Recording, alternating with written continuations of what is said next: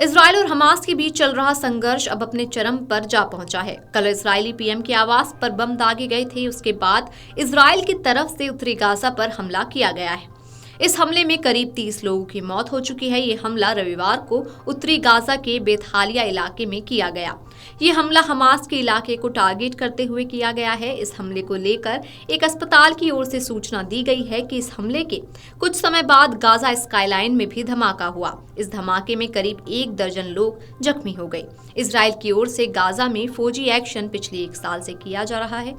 2023 के अक्टूबर में इजरायल के ऊपर हमास का बड़ा हमला किया गया था। हमास लगातार एक अलग फलस्तीनी राष्ट्र की मांग लंबे अरसे से कर रहा है। पिछले साल शुरू हुए ये संघर्ष अब अपने चरम पर जा पहुंचा।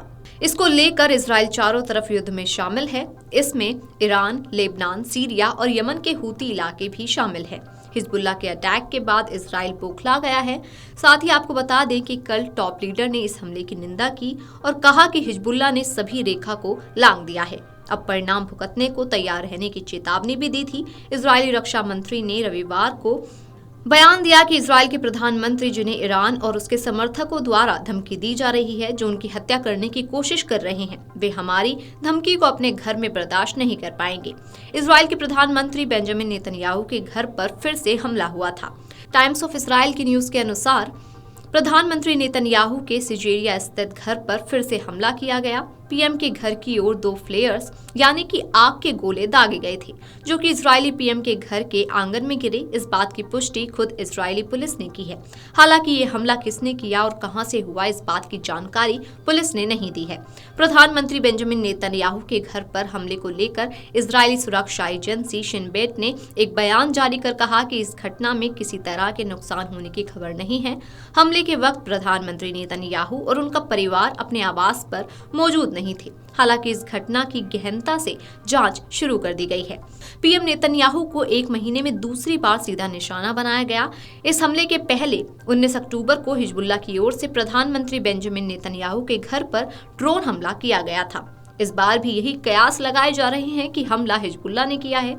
हमले में इस्तेमाल किया गया ड्रोन नेतन्याहू के घर के पास एक इमारत पर गिरा था। इस हमले में कोई हताहत नहीं हुआ था। वहीं ड्रोन हमले के वक्त प्रधानमंत्री नेतन्याहू और उनका परिवार घर पर मौजूद नहीं थे। इजरायली प्रधानमंत्री के घर पर हुए इस हमले की इजरायल के सभी राजनीतिक दलों ने घोर निंदा की। विपक्ष के नेता यार लैपिड और बेनी गेट्स ने भी इस हमले के दोषियों के खिलाफ सख्त कार्रवाई करने की मांग की है।